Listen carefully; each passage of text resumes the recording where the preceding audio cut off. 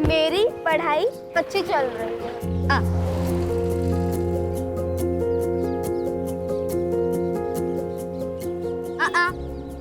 ताई please chocolate खानी है।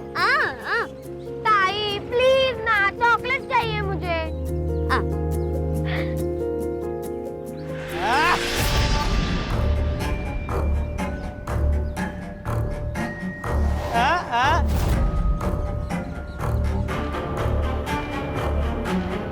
हाँ, सुन भी सकती, दोस्ती करेगी, दोस्ती। चल चल चल चल छोड़ो तुम, मेरे ताई को छोड़ो, जाओ इधर से।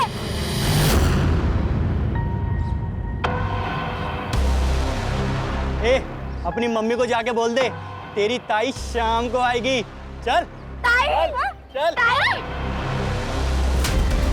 खबरदार, अगर इन लड़कियों के आसपास भी देखा मैंने तुम्हें तो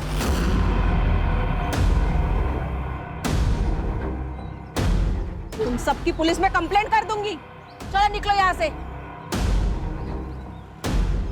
ताई, वो लड़के साइनी का मजाक उड़ा रहे थे। हाँ तो मैं क्या करूं? तुम्हें पता है हमारी जिंदगी ना बहुत अच्छी हो सकती थी अगर ये मनहूस हमारी जिंदगी में ना होती।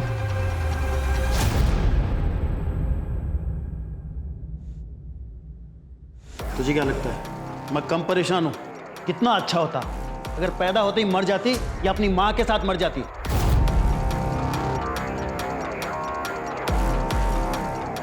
आप लोग साहिली के सामने ऐसी बातें कैसे कर सकते हो? तुम्हारे घर में नहीं है ना, तब तुम ऐसे बढ़ बढ़ के बातें कर रही हो। अरे तुम्हें पता नहीं कितनी बड़ी बौद्रेशन है ये। ना कुछ सुनाई देता है ना कुछ बोल सकती है। देखो कैसे गाय की तरह दिन भर बस चरती रहती है। कैसे ना हमारी गलती हो गई, हमें ना इसे बोर्डिंग स्कूल में डाल देना चाहिए था, नहीं तो क्या है वो, हाँ, मूक बधिरों के स्कूल में डाल देना चाहिए था। हमारा पीठ तो छूटता कम से कम।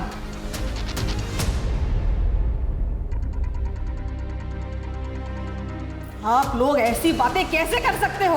आप जानते हो वो एक स्पेशल चाइल्ड है। अरे बिना परिवार के परेशान हो जाएगी वो लड़की।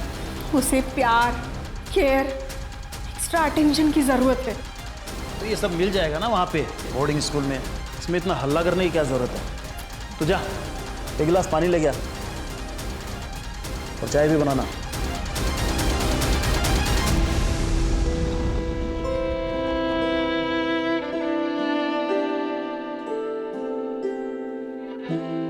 मम्मी पापा तुझे दूर भेजने चाहते। हाँ हाँ हाँ हाँ हाँ ताई, अब आपको कैसे समझाऊं?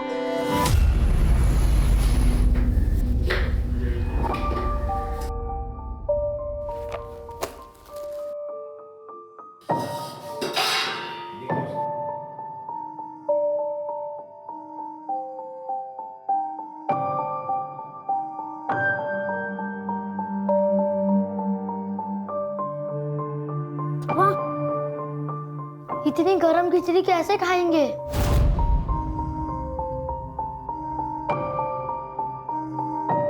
तू टाइम से घर नहीं आ सकती थी क्या? हेलो बच्चा लोग,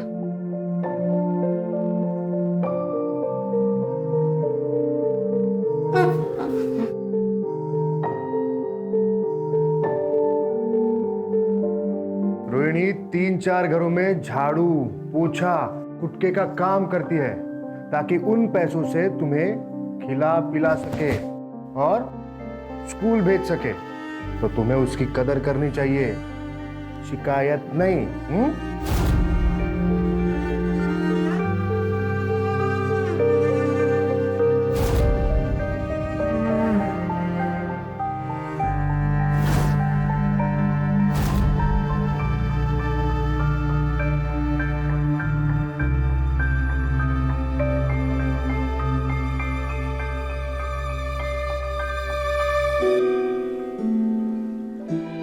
रोहिणी कह रही है कि उसे आने में लेट हुआ इसलिए उसे बुरा लग रहा है, पर पवार साहब की बीवी ने उसे एक्स्ट्रा काम दे दिया था जिसके उसे एक्स्ट्रा पैसे भी मिले।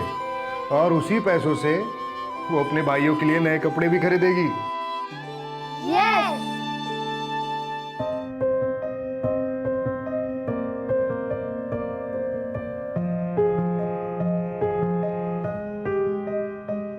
रोहिणी, मैंने एक एनजीओ में बात की है, वो तेरे 2 भाइयों के पढ़ाई को स्पॉन्सर करने के लिए तैयार है। एक बार स्पॉन्सर आ गए तो तेरे पैसों की समस्या खत्म हो जाएगी। ठीक है, मैं निकलता हूं।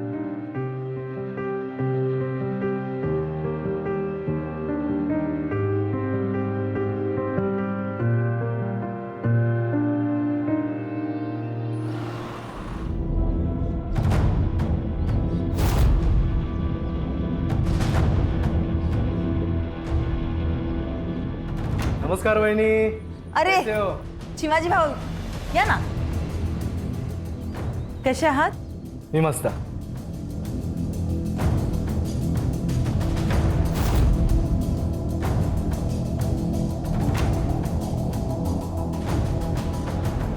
तुम्ही बसा ना, चाय पानी घ्या, मैं इनको बुला के लेके आती हूँ. हो.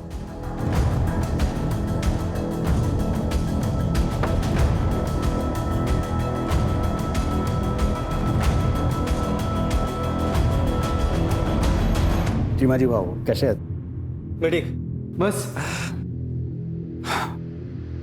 देख संतोष, तू मेरा दोस्त है, इसी नाते मैंने तेरे दोस्त की मदद की, पर तब से वो गायब है, मेरा फोन भी नहीं उठा रहा है वो. देख तू उसे बोल दे कि ठीक से बर्ताव करे, वरना हिसाब चुकाना मुझे अच्छे से आता है, समझा? अरे नहीं नहीं, आप ऐसा कुछ नहीं करेंगे.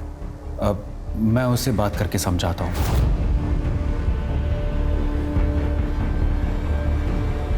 पवार साहब आ गए. नमस्ते. नमस्कार पवार साहब. नमस्कार नमस्कार. चले.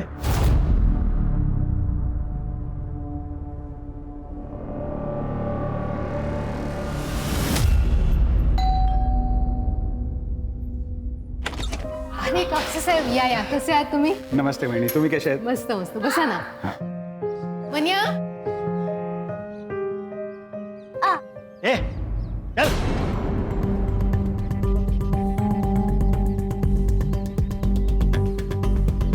वो बता कैसा है? कैसा है तू? बड़ा सरदर्द है यार, पता नहीं कब पीछा छूटेगा इससे. तेरे प्रॉब्लम का सलूशन है मेरे पास. जरा बाहर आ. आता हूँ.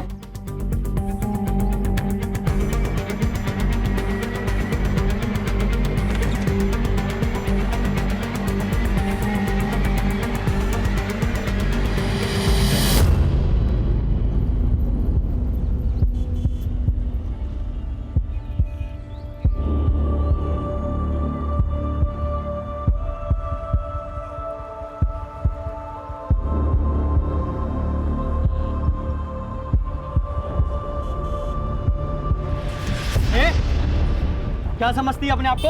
हाँ, उस दिन बहुत बनकर दिखा रही थी.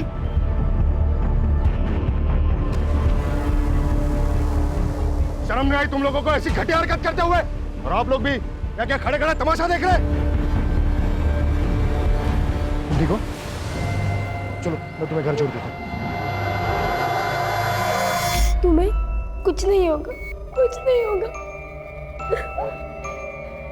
देखिए, एक एनजीओ है सहारा, मैं वहीं पे काम करता हूँ. हम साइली को वहाँ भेज सकते हैं. वहाँ ऐसे स्पेशल बच्चों के लिए स्कूल भी है. वहाँ साइली साइन लैंग्वेज यानी इशारों की भाषा भी सीख पाएगी. देखिए, हमें ज्यादा समझाने की जरूरत नहीं है. और क्या ही कर लेगी वो पढ़ लिख कर? हाँ, इसका कोई फायदा नहीं है. मैम, हमें कहीं नहीं भेजना है उसे. देखिए आप मुझे गलत समझ रही हैं. वहाँ उसका भविष्य. सर, आपने जो कुछ किया उसके लिए आपका बहुत बहुत धन्यवाद. आप प्लीज जाइए sir, please.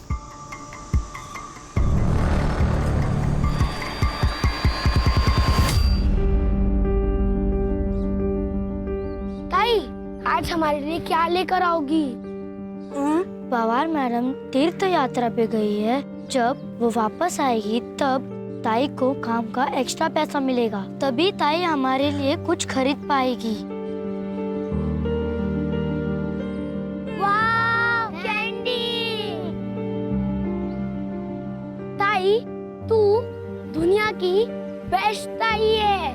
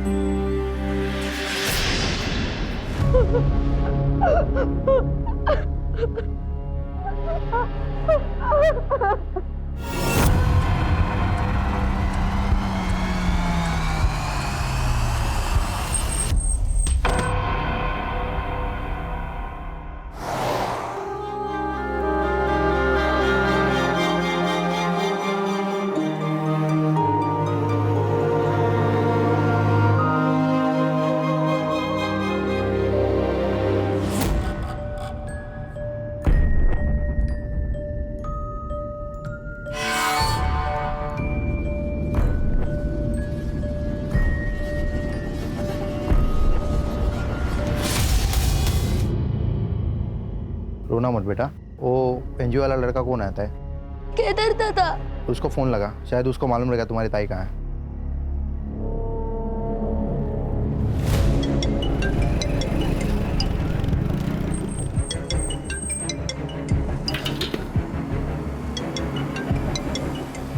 Hello hello Kedar दादा, ताई काम से अब तक नहीं आई है, हमें बहुत डर लग रहा है। और मैं तो अभी पुणे के बाहर हूँ। अच्छा रुको, मैं जल्द से जल्द वहां आता हूँ, ठीक है? ठीक है। ये दोनों रोहिणी के भाई हैं और ये रोहिणी सुन बोल नहीं सकती जी। लेकिन तब तक इन दोनों का क्या? इनकी देखभाल कौन करेगा? सर मैं ही इन्हें एनजीओ के ऑफिस में लाया था, मैं ही देखभाल करूंगा सर इनकी। ठीक है, आप लोग टेंशन मत लो, हम आपकी बहन को जल्दी से जल्दी ढूंढ देंगे, ठीक है? ये रोहिणी जहां जहां काम करती थी उन सभी घरों में जाके पता करो, और जहां रहती थी वहां भी जाके पता करो। Okay sir. यस। रोहिणी कल काम पे आई नहीं थे साहब।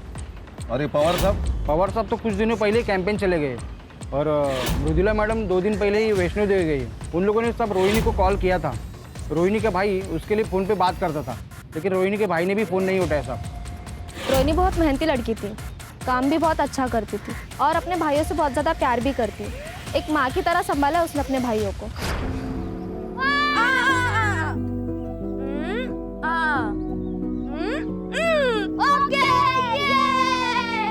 कभी कभी रोहिणी को घर आने में देर हो जाती थी। दोनों लड़कों को बहुत भूख लगती थी, इसीलिए रोहिणी ने एक तरीका निकाला था।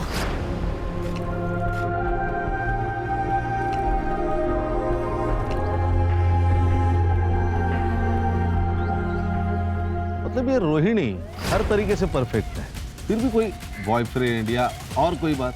नहीं, ऐसा कुछ नहीं था, लेकिन मुझे कभी कभी ऐसा लगता था कि रोहिणी और उस एनजीओ वाले लड़के केदार के बीच में कुछ तो चल रहा है। वो दोनों एक दूसरे को ऐसे देखते थे जैसे उन दोनों में प्यार हो। लेकिन किसी ने भी श्योरिटी के साथ ये नहीं कहा है कि केदार उसका बॉयफ्रेंड है, राइट? सर फिर भी हमने केदार को क्वेश्चनिंग के लिए बुलाया है। वो सीसीटीवी का क्या हुआ? सर बस्ती या उसके आसपास तो कोई सीसीटीवी नहीं है, लेकिन हाँ सर बस्ती के बाहर एक मेडिकल शॉप है, वहाँ का फुटेज मिला है। ये देखिए सर, ये देखिए, ये देखिए सर, ये रोहिणी का रोज का रूट है। इसी रास्ते से वो हर रोज काम पर जाती है। सर हम पवार के घर पे भी गए थे, उसके वॉचमैन से पूछताछ की, सीसीटीवी भी चेक किया, लेकिन रोहिणी उस दिन उसके घर नहीं पहुंची थी। इस केस में सबसे बड़ा प्रॉब्लम यह है कि रोहिणी सुन बोल नहीं सकती है, ना ही वो मोबाइल इस्तेमाल करती है जिससे उसकी लोकेशन या उसके बारे में पता चल सके। इनफैक्ट चैट का तो सवाल ही नहीं पैदा होता। इस केस को पुराने तरीके से सॉल्व करना पड़ेगा। पर साइली तुम्हारा अपना खून है। तो क्या हुआ? गंदा खून है। मुझे नहीं चाहिए ये अपने घर में, मुझे लड़का चाहिए, और नंदिनी को भी। प्रॉब्लम तुझ में है, साइली में नहीं। मतलब क्या है तुम्हारा? तुम्हारी पहली बीवी सुधा, जिसने साइली को जन्म दिया, और ये तेरी दूसरी बीवी नंदिनी, इसने भी एक बेटी को जन्म दिया, अदिति को। तो फिर तू सिर्फ साइली के बारे में क्यों बात कर रहा है? क्योंकि बोझ है हमारे ऊपर, गले में फंसी हड्डी है जिसे हम निकल नहीं सकते, इतने खर्चे हैं हमारे। और एक बात बताइए, ऐसी लड़की से शादी कौन करेगा? सही बात है। तुम दोनों को समझ रही हूँ, पर मैं तुम दोनों को वार्निंग दे रही हूँ। अगर साइली के साथ तुम दोनों ने कुछ भी गलत किया ना, तो मैं पुलिस में तुम्हारी कंप्लेंट करूंगी।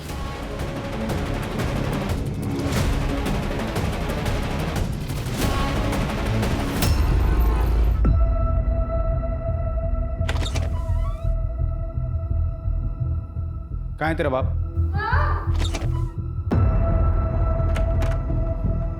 मैं तुझे अभी भी बोल रहा हूँ, तेरी सारी मुसीबतों से छुटकारा पा ले, वरना तेरे को बहुत बड़ी प्रॉब्लम हो जाएगी। देख, जो ठीक लगे वो कर। मुझे इस प्रॉब्लम से छुटकारा चाहिए, बस। नहीं सर, मेरे और रोहिणी के बीच कोई रोमांटिक रिलेशन नहीं था। लेकिन पड़ोसियों ने तो तुम्हें रोहिणी का हाथ पकड़े हुए देखा था। सर, उन्हें कोई गलतफहमी हुई होगी।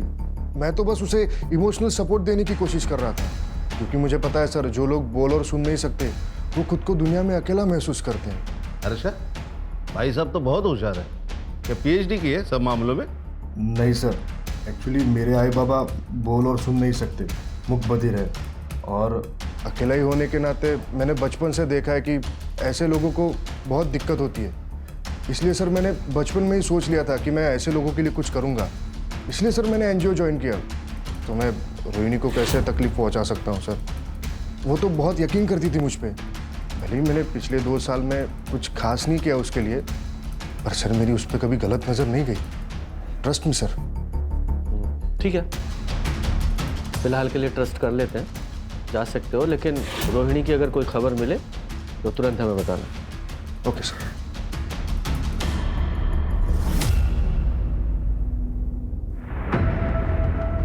ये रोहिणी जा कहाँ सकती है? अभी तक एक भी क्लू हाथ नहीं लगा है।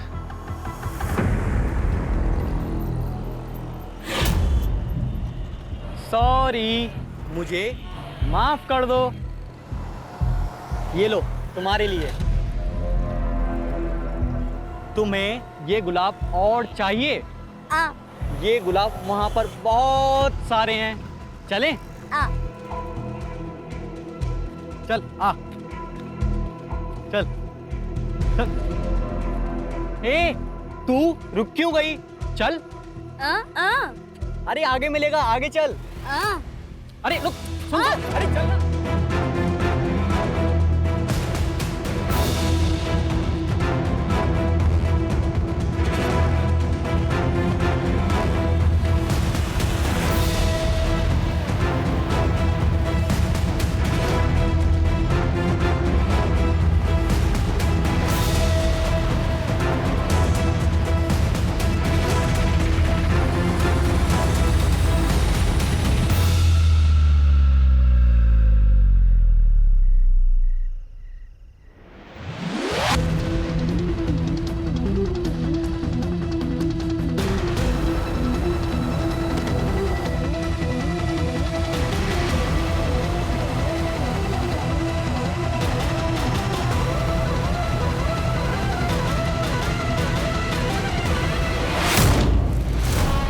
लगता है निकल गई हाथ से।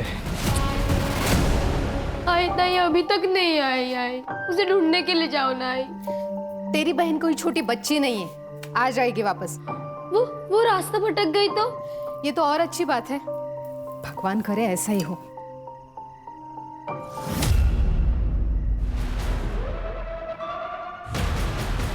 नहीं मिली। एक काम करते हैं, पुलिस के पास चलते हैं। नहीं, ये तो हमारे लिए अच्छा है ना, हम बस चुप रहेंगे।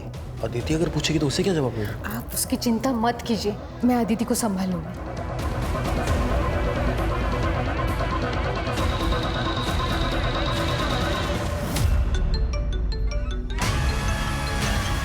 अदिति?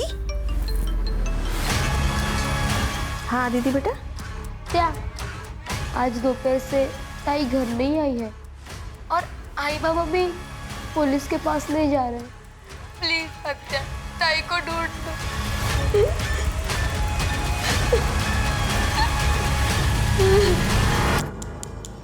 ये साइली 16 साल की है, एली मूक बधिर है। होय साहब, मुझे शक है कि मेरे भाई और उसकी बीवी ने इसे गायब किया है। वो दोनों इससे नफरत करते थे। साहब जल्द से जल्द इसको ढूंढ निकालिए। हाँ बिल्कुल, ज़रूर।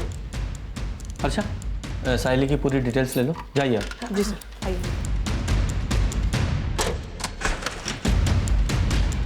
सर, कहीं ये केस रोहिणी से कनेक्टेड तो नहीं है? क्योंकि दोनों लड़कियां मुख बधिर है और दोनों का एज ग्रुप सेम है। हाँ, लेकिन अभी ये अनुमान लगाना ठीक नहीं होगा। पहले चल के साइली के माँ बाप से मिलते हैं। ओके।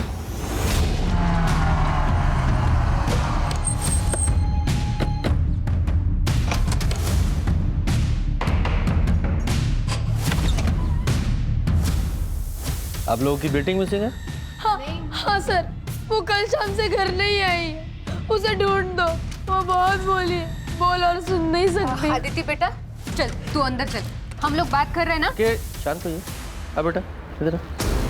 अरे अरे सर चिंता की ऐसी कोई बात नहीं है, वो मेरी बहन के यहाँ गई होगी सर, हम उसको फोन करने वाले ही थे। ओ भाई साहब, आपके बहन ने ही थाने में कंप्लेंट लिखवाई है। सुन लिया? अब सीधे सीधे बताइए पूरी बात क्या है, वरना सीधे पुलिस स्टेशन में ले जाके बंद कर दूंगा। और तुम्हारी बहन ने सब कुछ बताया हमें। ये सच है कि मैं साइली को यहाँ से दूर बोर्डिंग स्कूल में भेजना चाहता था, लेकिन इसका मतलब ये थोड़ी है कि उसके गायब होने में मेरा हाथ है सर। अच्छा, उसे कोई परेशान कर रहा था? हाँ, वो लड़का है ना मंदार। अपनी मम्मी को जाके बोल दे तेरी ताई शाम को आएगी। चल ताई, चल। ताई को आते ने एक बार मदद की थी और एक बार केदार दादा ने भी। ये केदार एनजीओ में काम करता है वही ना? ताई को तो उसने ऐसे ही बताया था कि वो एनजीओ में काम करता है। ठीक है बेटा, आपकी दीदी को हम जल्दी ढूंढ देंगे, हैं? बच्ची का ख्याल रखना। खान, ये साइली के माँ बाप की कुंडली निकालो और खासकर इस मनिया की, और ये मंदार, उसकी भी इंफॉर्मेशन निकालो। Okay sir. सुधा तो देवी थी देवी, साइली उसी के ऊपर गई है। बहुत ही प्यारी और हंसमुख बच्ची है। सर मन्या कोई सीधा साधा या शरीफ आदमी नहीं था, धंधे में नुकसान करा के बैठा था और लोगों से कर्जे भी ले रखे थे। मुझे तो अदिति और साइली की बॉन्डिंग देख के बहुत जलन होती थी, ऐसा लगता था मेरी भी कोई बहन होनी चाहिए। इतना प्यार था वो दोनों में। कल रात को मैंने साइली को एक लड़के के साथ जाते हुए देखा, मंदार नाम है उसका। तो मंदार का फोन बंद आ रहा है? हाँ सर, और ये मंदार उसके घर पर भी नहीं। उसके पेरेंट्स ने कहा 1 हफ्ते से गायब है। 1 हफ्ते से लड़का गायब है और माँ बाप को चिंता ही नहीं है कि कहाँ चला गया। सर उसके पेरेंट्स ने कहा कि उनका लड़का आवारा है, दोस्तों के साथ कई दिनों तक गायब रहता है। सर मैं एनजीओ गई थी रोहिणी के भाइयों के बारे में पता करने, तो ये एनजीओ तो 2 दिन पहले ही बंद हो चुका है और दोनों भाई भी गायब है और ये केदार वो भी गायब है। इस केस में हमारे पास 2 सस्पेक्ट हैं और दोनों ही मिसिंग हैं। सर जंगल में एक डेड बॉडी मिली है।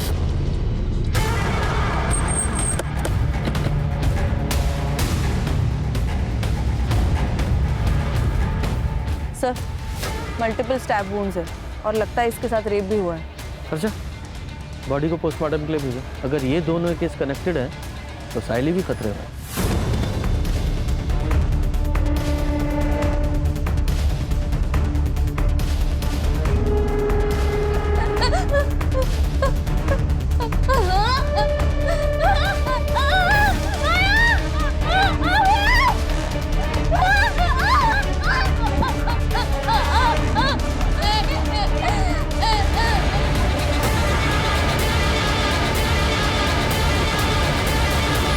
सर मन्या की सीडीआर के अनुसार वो संतोष नाम के कॉन्ट्रैक्टर के साथ टच में था और कोई बिजनेसमैन भी है चिमाजी नाम का।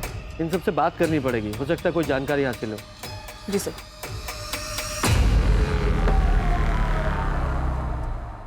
सर मन्या का अच्छा दोस्त होने के नाते जब मन्या को नुकसान हुआ तो मैंने उसे मदद की थी। चीमा जी से मैंने उसे 25 लाख रुपए दिलवाए थे। गलती हुई जो मैंने उसे लोन दिया, इंटरेस्ट तो मिला नहीं, उल्टा मेरा पैसा लटक गया। सर मैंने गारंटी ली थी, मैं बहुत प्रेशर में आ गया था, इसलिए मैं बार बार उसे कॉल करता था और मिलता था और उसे बोलता था पैसे दे दे पैसे दे दे। यार मैं चीमा जी को क्या जवाब दूँ? अब मैं अपने एसेट्स बेच के तो तेरी लोन पे नहीं कर सकता ना। संतोष तो मेरे भाई जैसा है, कुछ भी करके उनको समझा दे।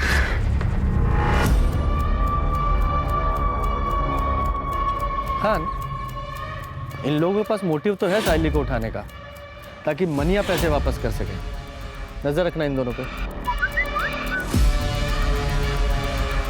सर ये केदार का फोन अभी अभी स्विच ऑन हुआ है हाईवे के पास। चलो। ये मोबाइल कहाँ से मिला? सब रास्ते में गिरा हुआ था, मैंने उठा लिया। चलो दिखाओ वो जगह।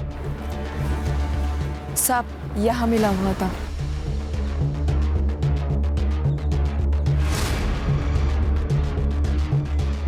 ये बाइक यहाँ से किसकी पड़ी है? ये देखिए यहाँ फोन गिरा है। इस ब्लड का सैंपल लो और लैब में भेजो। सर। हाँ चलो, इस बाइक की डिटेल निकालो। सर आरटीओ से इंफॉर्मेशन मिली है कि बाइक केदार की है। और जिस तरीके से केदार की बाइक हमें रोड के किनारे पड़ी मिली, ऐसा लगता है कि जब वो साइली या रोहिणी जिस किसी के साथ भी भाग रहा था उसका एक्सीडेंट हो गया हमें रोहिणी की बॉडी भी वहीं मिली जहां ये केदार की बाइक मिली थी, और ये भी हो सकता है कि साहिल के गायब होने में भी केदार का हाथ हो। ये मंदार का क्या हुआ? नहीं सर, अभी भी ढूंढ रहे उसे। सर एक और बात, नंदिनी की सीडीआर से एक बात पता चली है कि नंदिनी संतोष के साथ टच में थी। इनफैक्ट सर कुछ महीनों से उसकी लोकेशन भी संतोष के घर के आसपास थी। नहीं तो मैं क्यों संतोष के घर जाऊंगी? हाँ, बस 1-2 बार गई थी, वो भी मना के काम से। अच्छा, नहीं मुझे तो पता चला कि पिछले 2 महीने में 15 बार तुम वहाँ गई थी। ठीक है, कोई बात नहीं, मैंने से ही पूछ लेती हूँ, वही मुझे बता दे शायद तुम वहाँ क्यों गई थी। मैडम, वो मेरा और संतोष का अफेयर चल रहा है।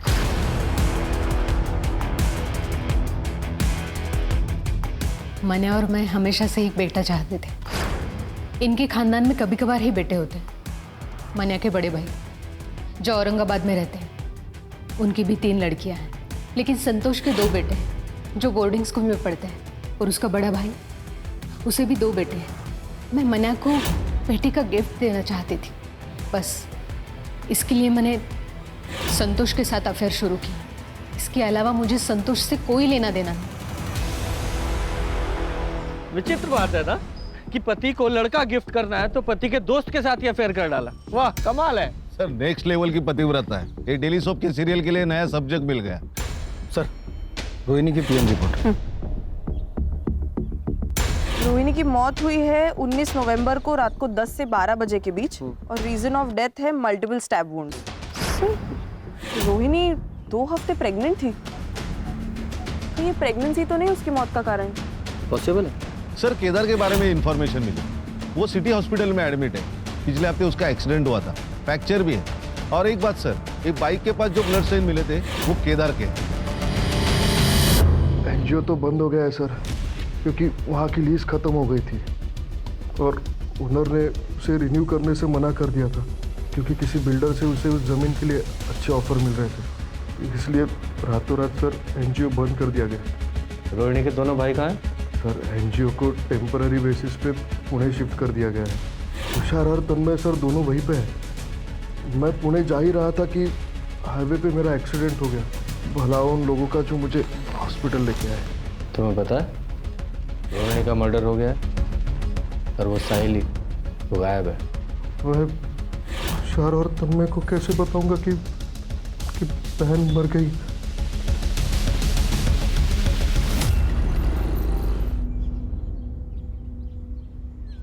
आलिस, हो कैसा रहा सफर? बहुत अच्छा।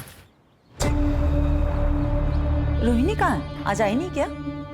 रोहिणी तो तब से काम पे नहीं आ रही है जब से तुम वैष्णो देवी गई हो, और अब तो पुलिस को उसकी लाश भी मिली है। क्या? पुलिस ने बताया कि रोहिणी का रेप और मर्डर हुआ है। ये तो बहुत बुरा हुआ अविनाश। आप किसी भी हाल में उसके कातिल को ढूंढवाओ और उसे सजा दिलाओ। अपने पूरे पावर का इस्तेमाल करो और उस बेचारी को इंसाफ दिलाओ। पुलिस जांच कर रही है, एक बार उसे पकड़ ले, फिर मैं पूरी कोशिश करूंगा उसे जल्द से जल्द सजा दिलाने की। सर केदार सच बोल रहा था। पुणे पुलिस ने भी कंफर्म किया है कि एनजीओ टेम्पररी बेसिस के लिए वहां शिफ्ट हो गया, और रोहिणी के दोनों भाई तुषार और तन्मय भी वहीं पर थे। Thank God.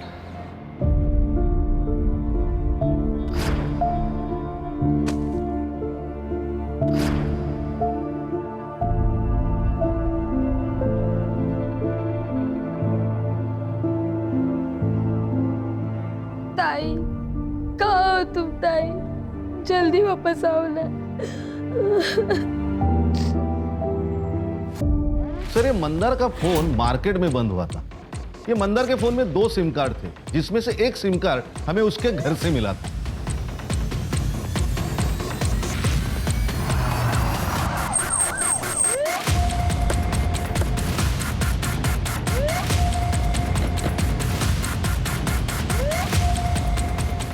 सर, यही लोकेशन है।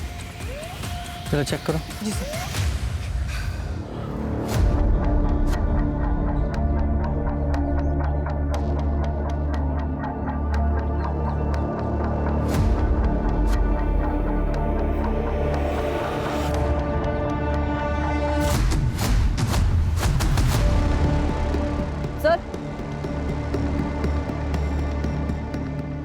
इयररिंग है और इस पर ब्लड के ट्रेसेस है सर। कलेक्ट करो और लैब में भिजवाओ। जी सर। खान, ये ईयरिंग्स पे लगे ब्लड को रोहिणी और साइली दोनों के ब्लड से मैच कराओ और लैब में भेजने से पहले इस साइली के पेरेंट्स को भी दिखाना। Okay sir. और चेक करो आसपास कोई सीसीटीवी है क्या, अगर है तो उसकी फुटेज निकलवाओ। Okay sir.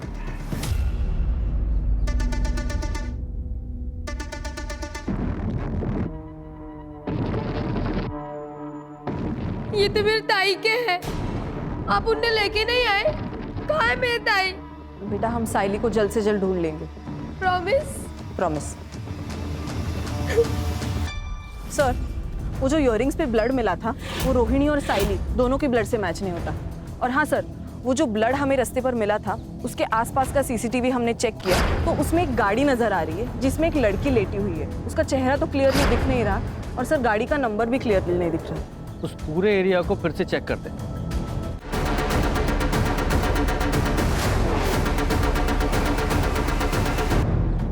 ताला बंद है। साढ़े ताला तोड़ो।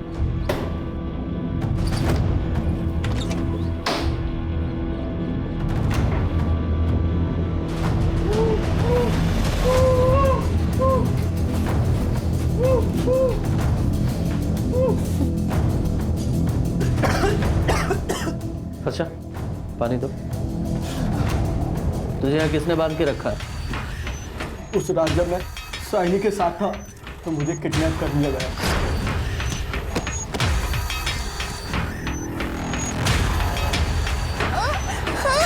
ए, छोड़ इसको। ए, छोड़।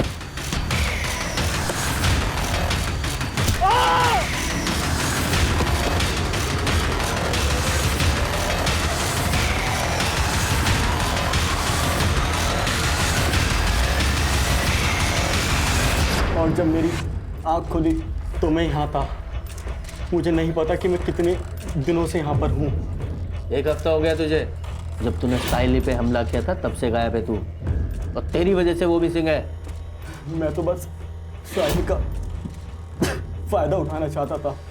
उसकी वजह से मुझे आरती और केदार ने थप्पड़ मारा, लेकिन सच में मुझे नहीं पता कि साइली कहाँ है।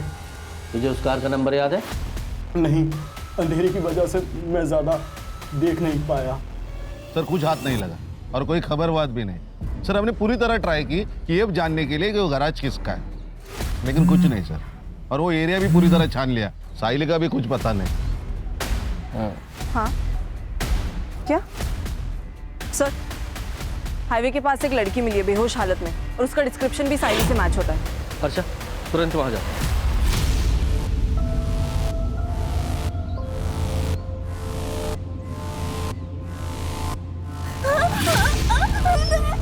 बेटा डरो मत, हम पुलिस है। क्या हुआ तुम्हारे साथ बता।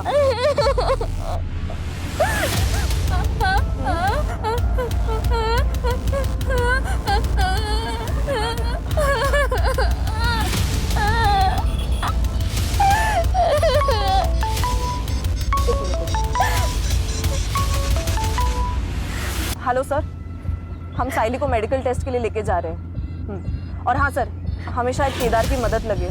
ये क्या कह रही है कुछ समझ नहीं आ रहा सर। Yes sir. साइली की मेडिकल रिपोर्ट से तो ये बात क्लियर है कि उसके साथ मल्टीपल रेप्स हुए हैं। केदार। हाँ सर। सवाल पूछो जरा। Yes sir.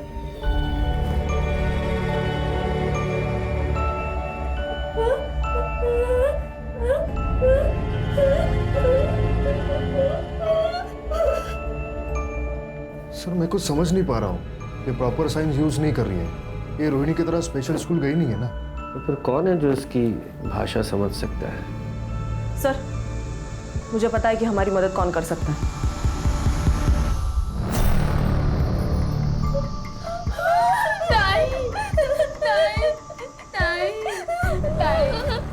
अदिति देखो बेटा, तुम हमारी मदद करोगी? तुम्हारी ताई क्या कहना चाह रही है हमें बताओगी प्लीज? ताकि हम उसके असली गुनहगारों को पकड़ सके। पूछो उसे क्या हुआ था।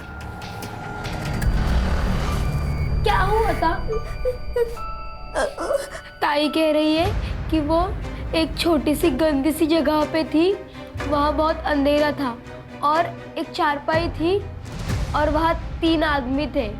बाद में क्या हुआ, वो 3 आदमी ताई के साथ बहुत गंदा काम करते थे और कल उस चौथे आदमी ने ताई को छोड़ दिया और कहा भाग जाओ। ताई भागी भागी बहुत भागी और भागते भागते बेहोश हो गई। बेटा जरा अपनी ताई से पूछो कि उस चौथे आदमी का चेहरा याद है क्या, उसका स्केच बनवा सकती है? तुम उस चौथे आदमी का स्केच बनवा सकती हो?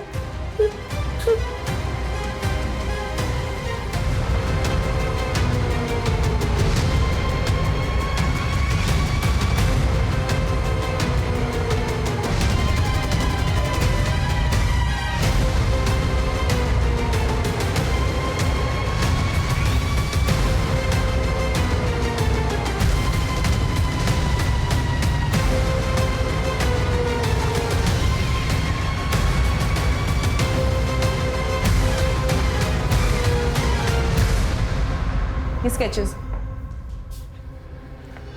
ये संतोष कापसे, चिमाजी गांवकर, अविनाश पवार और ये चौथा आदमी सर। बबलू, ये संतोष का ड्राइवर कम सर्वेंट, इन चारों को उठा के लाओ अभी के अभी। तुम चारों खुद से बोलना शुरू करोगे या हम अपने तरीके से को बुलवाएं? बोलो।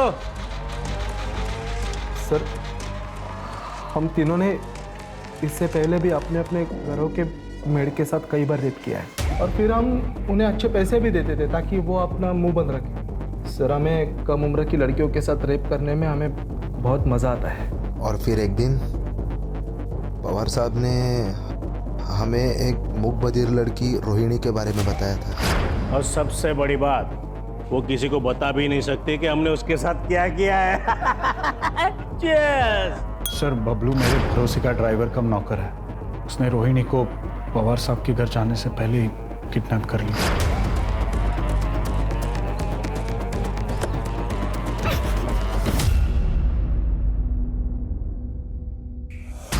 वो रोहिणी को मेरे फार्म हाउस पर लेके आया और हम तीनों ने उसका रेप किया।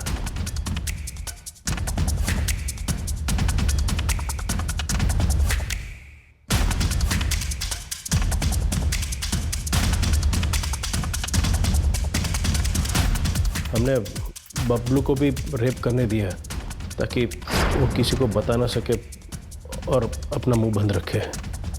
हमें दिव्यांग लड़कियों का रेप करने में तीनों को किक मिली। अब हमें ऐसी लड़की चाहिए थी, तभी संतोष ने हमें साइली के बारे में बताया। और जब ये बबलू साइली को किडनैप कर रहा था तो मंदार ने उसे देख लिया।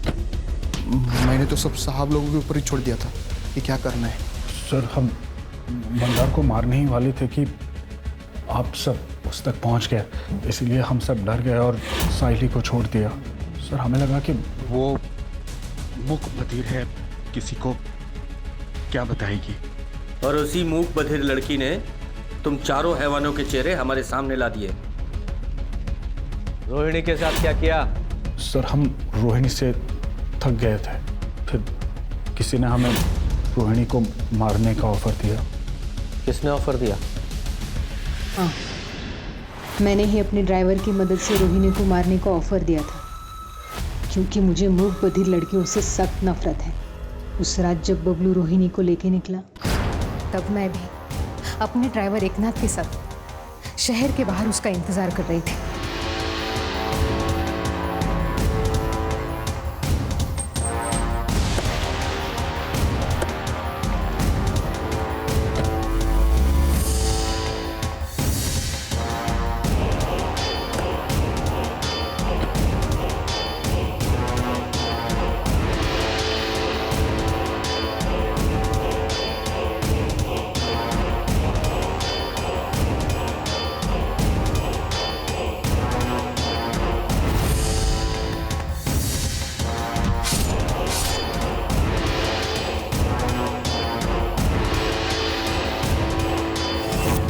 चीमा जी को खुश करना चाहती थी ताकि वो मेरे और मन्या के खिलाफ कोई लीगल एक्शन ना ले, क्योंकि मन्या ने उनका पैसा नहीं लौटाया था, वरना हम घर बार सब कुछ खो देते थे। चीमा जी ने तो हमें और टाइम देने का वादा किया था अगर हम उन्हें रोहिणी से छुटकारा दिला देते। तो तुम्हें पता था कि साइली को बबलू ने किडनैप किया है और वो सब लोग मिलकर उसके साथ क्या करने वाले हैं? मुझे बस इतना पता था कि साइली का हमारी जिंदगी से जाना हमारे लिए सबसे अच्छी बात है। सर, केदार का जो एनजीओ है सहारा, उसे अब एक नई जगह मिल गई है, साइली का घर। मन्या ने खुद अपने मन से उसका घर एनजीओ को दे दिया, वो भी फ्री में। और ये एनजीओ साइली को भी मदद करेगी और इसमें आदित्य हाथ बटाएगी। और एक केदार, ये भी बहुत खुश है सर। हमें अपनी सोसाइटी में केदार जैसे लोगों की जरूरत है ताकि आगे जाके पुलिस को भी हेल्प हो। सही कहा सर।